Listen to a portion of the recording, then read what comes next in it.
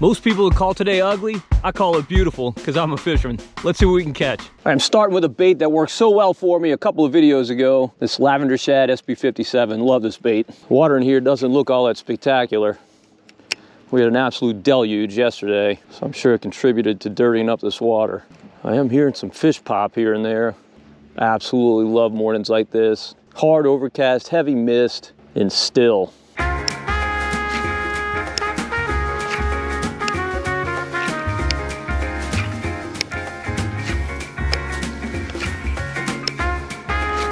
All right, I'm seeing tons of bait in here. I made a bunch of casts with this SB, but so far no takers. With this heavy overcast and kind of stained water, I'm gonna go with this darker colored Echo 1.75. I think it's called Blueberry Perch. Make a few casts with this, see if that makes a difference. This bait does not dive as much as the SB.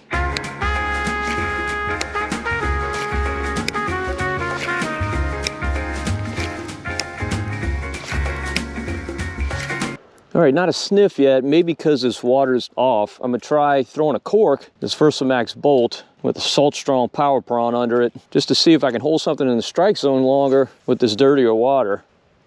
Definitely tons of bait around. Gotta be some game fish, just gotta figure them out.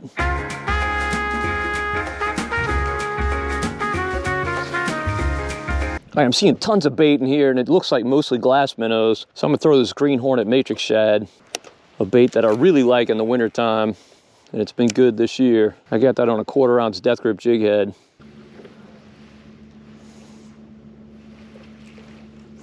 I mean, I don't know if you see all that bait, like off that point, it's getting clobbered. Definitely some fish in here.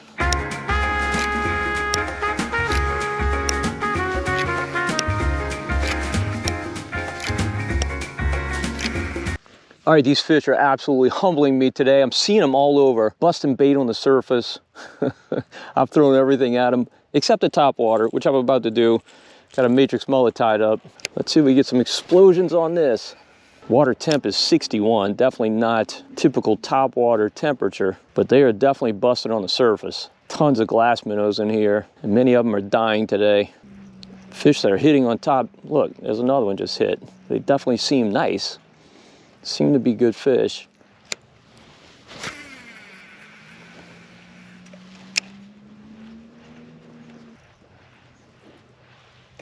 Oh, there we go. There we go. He smacked that matrix mullet.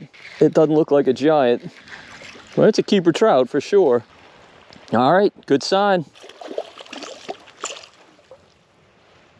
All right, yeah, it's a good trout. Ooh, topwater fish in the month of February. Gotta love it. Got to love it. 61-degree water, catching topwater trout. All right, see how big this fish is. I may keep him. He's about 15.5 inches. Actually, I'm gonna let him go. Go ahead and stick a tag in him. All right, dude, swim off. Hopefully you make that mistake for somebody else and they report that tag.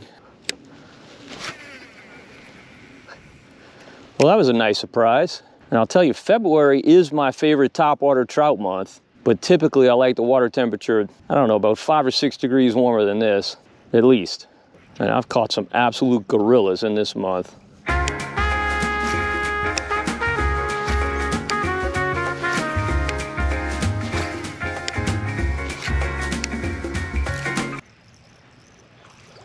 Look at that. These fish have got me confounded today. Cannot figure out what they want. Sooner or later, I'm gonna have to take a break and go put on some Marsh Romance. Because as you might imagine, with it warm, foggy, and still today, it is natty. Ironically, it would be easier for me to stop fishing if the fish are really biting. It's hard for me to stop when I'm on the struggle bus. All right, I can't wait any longer. It's the only gnat repellent I use, and there's only one reason I use it, because there's absolutely nothing better. Nothing better on the market. Marsh Romance. And this is definitely the gnat time of year. It's when they come out the woodwork on calm days like today. All right, I had to very reluctantly leave all that bait and all those feeding fish because I just could not figure out a way to catch them. Caught one on top, and that's it. One other bite. But you know, you can't force what isn't there. It may have been something I hadn't considered that I could have gotten the bite on, but I threw slow baits, fast baits, everything in the tackle box, pretty much. My working excuse is the clarity of this water not being good at all. But it's pretty lame because there's clearly feeding fish there, clearly bait, perfect conditions, beautiful falling tide. Definitely, obviously, wish the water were a whole lot clearer. So I guess not perfect conditions. I am kind of racing the clock today. It's currently 8 a.m.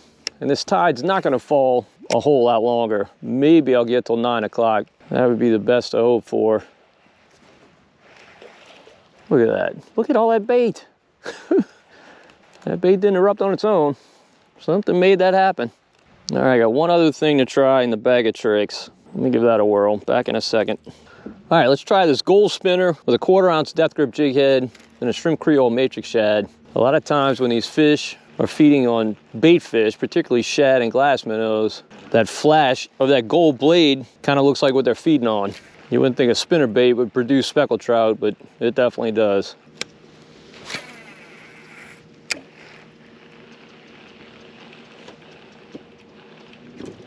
Ooh, there's a fish. There we go. Oh, it's a bass. We'll take him. Not a trout, but we will take him.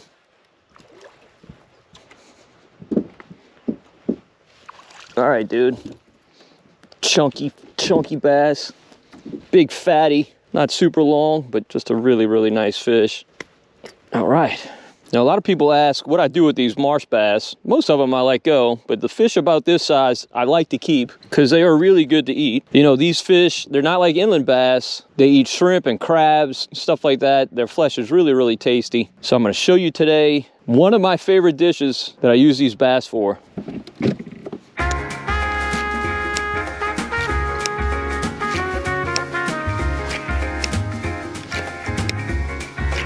All right, one of the craziest fishing mornings I've ever experienced. There's some kind of way to catch these fish. I just cannot figure them out. I don't know what it is. I'm blaming this stained water, but that's kind of lame because there's obviously feeding fish here. I just can't catch them. So I'm gonna make a big move, see if I can find some better water. I'm confident if I do and I find this much bait, I'll catch some fish. Man, what a crazy, frustrating morning. And now the sun's coming out, so maybe things will change because of that. We'll see.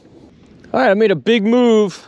And hopefully it was worth it. Although I gotta say, the water's not really appreciably better. It's about the same as what I left. I'm right at the mouth of a bayou. I'm hoping as I push back here, water's gonna get a little better. Right here, it's about a 5 out of 10. Not great. Maybe even a little worse than that. Maybe 4 out of 10. By the way, I'm back to throwing that green hornet matrix shad. It didn't produce for me at the last stop, but hopefully it will here. Although I'll probably switch to a bunch of different baits. And more glass minnows.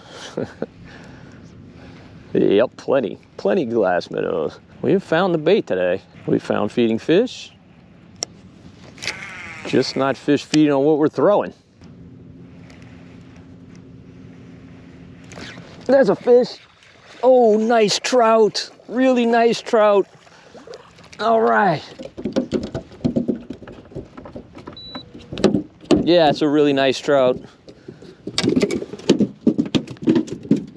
No, let's not go crazy. All right, there we go. See how big he is. It's a 17-inch fish. No. Don't do that. No. All right, there he goes. He really tagged that green hornet matrix shad, hit it very hard. Really great. The trout I've been catching this year have been super nice. I like to keep smaller trout to eat. I don't keep any of that size. But lately I've been having to tag them and release them because they're all so nice.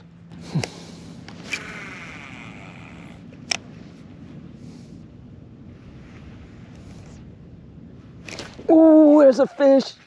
Oh, he spit it. That was a good trout. Really, really good hit too. He jumped at least a foot out of the water. Both the hits I've got in here have been really, really hard. Like, no doubt about it, hits.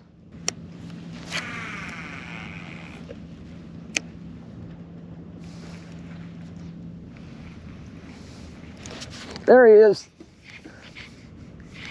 That fish feels foul hooked. Acting weird. Yep, he's foul hooked.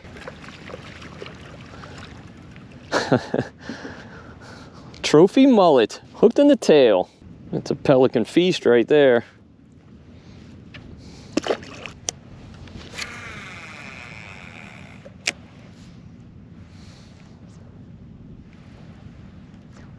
Oh, there's one.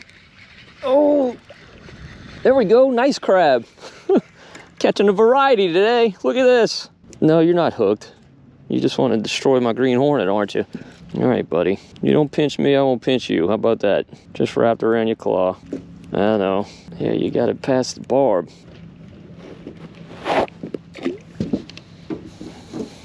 They ate the tail off my green hornet. Let's see if we can catch an actual game fish now.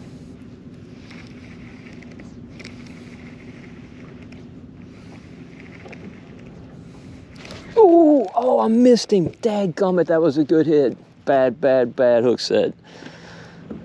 Ah.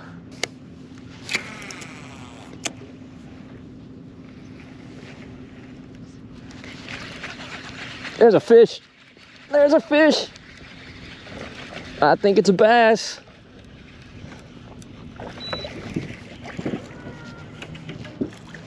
All right, we're gonna get to cook him tonight. A little bit on the small side, but get a couple of nice fillets off of him. Every fish prior to that one thumped it. That one felt like grass. I've got my boat on spot lock. There's some patchy grass through here, kind of throwing up on the edge of it. Every other cast getting clogged with grass. We're getting some bites.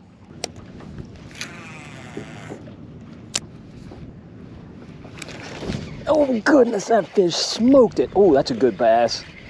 That's a good one.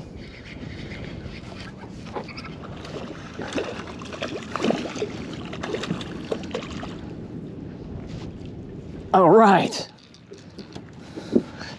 That's a pretty fish. He tagged it. Man, that was so nice. He really smoked it. He's nice, but he's not too nice. We'll take him home as well.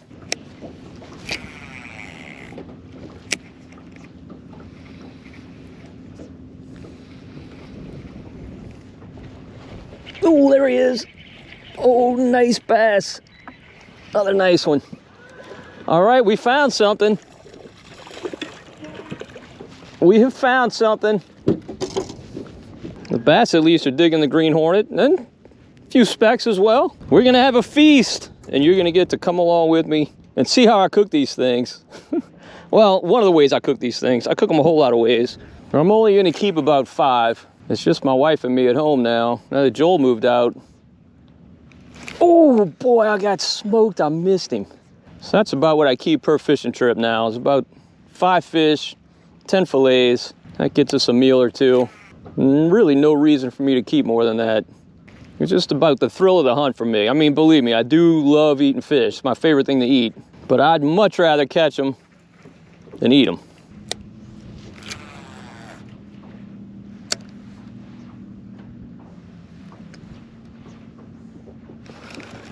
There he is. I think that's a speck. I think it is. Beautiful speck. Yes, all right. In the wintertime, speckled trout and largemouth bass hang out together in these Louisiana marshes. See how big this guy is. He's about 15 inches. I'm gonna keep him as well. All right, that point right there looks really good. I made a few casts and didn't get a bite, but I'm gonna try with this Versamax bolt and Salt Strong Power Prawn. Don't know how much water's off of there. I can see a grass edge, so I'm betting there's a little bit of water.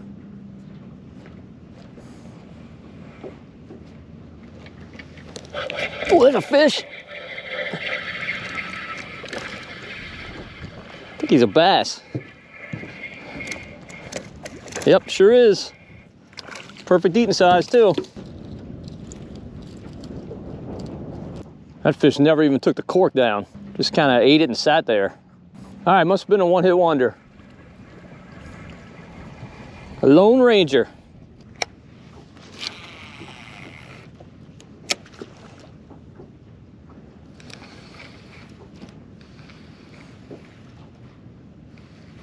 Oh, there's a fish.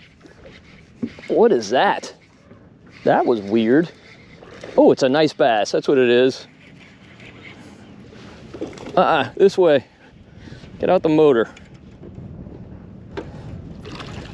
Yeah, there you go. He came up to jump, really couldn't get out the water, just kind of threw his mouth up. Look how fat these fish are relative to their mouths. Yeah, most bass, inland bass have those giant mouths and small bodies. These things have giant bodies and pretty small mouths. This is not an old fish at all. Beautiful. So apparently that other fish was not a Lone Ranger. Glad I made a cast in there. It's a really good hit too. I really love finding these bayous that have both bass and speckled trout. You just never know when you get hit which fish it is. And today they're tagging the bait, both of them. So I really can't tell. Sometimes you get in bayous that have bass and reds. That's also fun. Sometimes reds and flounder. Bass and flounder, bass, reds and flounder. Although flounder and reds have been tough to come by lately for much of South Louisiana. I don't know how well you can see it through the camera, but there's a dark edge right here that kind of runs along this channel. It falls off right on the edge of it. I kind of use that as my shoreline, but I also look for areas that have patches of grass off from the main chunk of grass, because those often hold fish. So I'll try and make targeted casts to bring my bait adjacent to those clumps of grass. Sometimes those bass will be way out here in the middle, and I definitely make some casts in the middle, but mostly I'm focusing on those edges. And the trout, of course, you'd expect to be out in the middle, but I've caught them all over today, in the middle and along the edge. You know, you figure that grass is holding whatever bait is in here, and those fish know that. So they run along there looking for something to eat. Oh, there's a fish. Look at that. That's a bass out in the middle. I made a cast for a trout and I caught a bass. Beautiful. Man, I just love these fish. Yeah, you were hooked well. You were hooked well, dude. That was weird. I thought I had a fish and set the hook and it just felt like nothing. And then I saw my line moving. Oh, there's another one. Oh, goodness. Oh, goodness, that's gotta be a bass. Oh, he's pulling a little drag. Yeah, real nice bass. Real pretty bass. This one will not come home. I'm letting him go. Good Lord. Dude, are you that big? Yeah, you are. You're nice. Barely hooked, but we got him. All right. Let's spot lock so we don't cover too much ground. Whew, look how barely he was hooked. Lucky to get this dude. Look at the eggs in this bass. I mean, it could have engorged itself eating, but I'm betting that's eggs. It's February. This is the time that these fish spawn.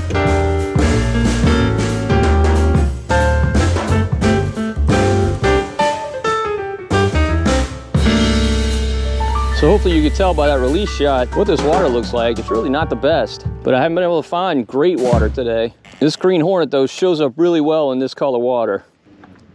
Maybe you can see here, that's a good example of grass that's in patches off of the main grass. I don't know if you can see it with this camera or not. Obviously when you come do this, you gotta wear polarized sunglasses. You don't necessarily have to, but you're gonna catch more fish if you do. I've been wearing Wiley X for years. That's the brand I like, but there's a lot of great brands out there.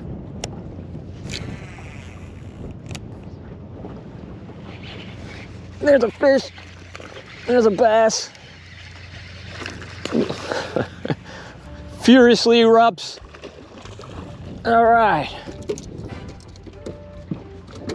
Hooked right in the corner of the mouth. Perfect size to take home.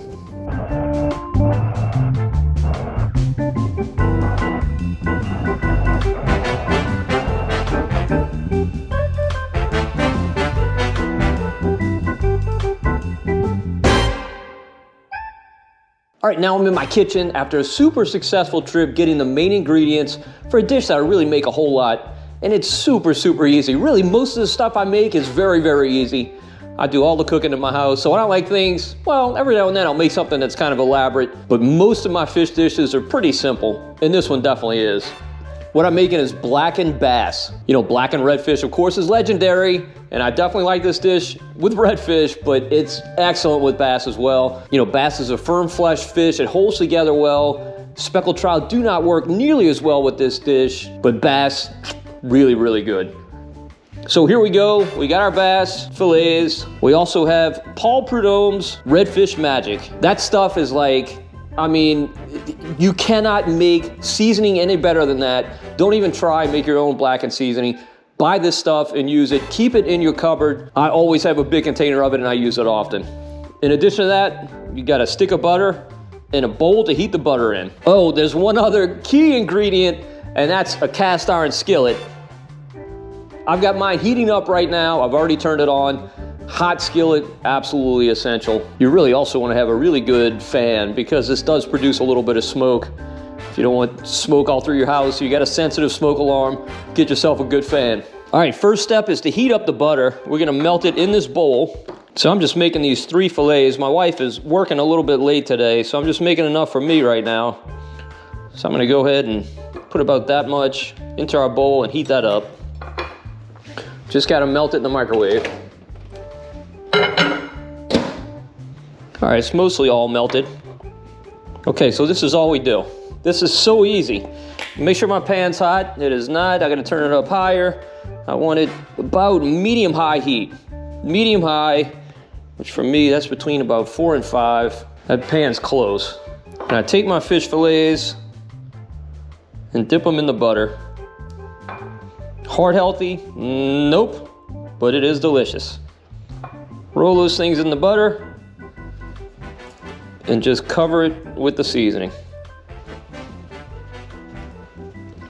Just coat one side, we'll coat the other side when it's in the pan. Always do the flat side of the fish first. The side that is along the side of the fish. You don't want to do the side that's closer to the belly, or closer to the spine, I guess. If you do that, your fish will curl. If you do the flat side, the skin side, it will not curl. All right, we got our fillets really well coated. Okay, our pan is smoking, so it's definitely ready. I am gonna put just a little bit of avocado oil in it. Not necessary because of the butter, but I just wanna make sure my fillets don't stick. This isn't gonna hurt anything. Just a little bit. I use avocado oil in a lot of my cooking. It's got a high smoke point. It's kind of expensive, but it's a lot better for you than nasty seed oils. Okay, we just take our seasoned fillets and lay them in the pan. Don't want to crowd your pan. I have a pretty small cast iron skillet. Really got to get a bigger one, but I just haven't yet. And then we're going to go ahead and add some seasoning. So it'll get good and blackened when we flip it. Be generous with this seasoning. Now, blackened seafood has a reputation as being very, very spicy. That's not the case with this. Trust me, I don't really like spicy food. I like just a tiny bit of kick, and that's what this has. It really tastes delicious. It's actually got a little bit of sweetness to it. The key, though, is definitely get that pan hot, and don't flip the fish until it's blackened. Also need a really good fish spatula. And you can see here, I made some risotto.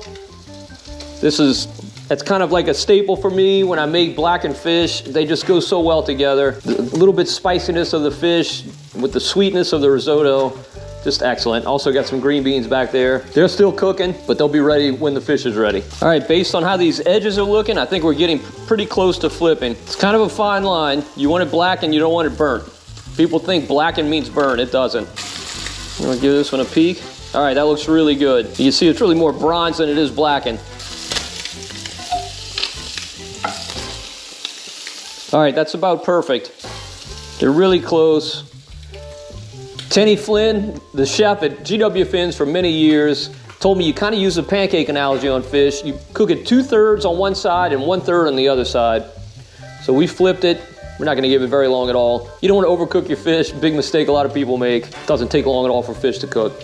Now, I don't have a taste tester today. You know, normally my son Joel does all my taste testing. I make this all the time. I know it's good, but you just have to take my word for it. I'm about to be feasting. All right, we can put some risotto on our plate first. Quite a lot, because I love risotto. We're gonna put our fish on, put it right on top of the risotto. Eat all that together. We'll get some green beans as well. Gotta have something green in every meal. All right, time to feast. All right, here we go. It's a little bit on the piping hot side, but when it smells like this, it's kind of hard to wait. Oh yeah, it's really hot. Blow it a little bit.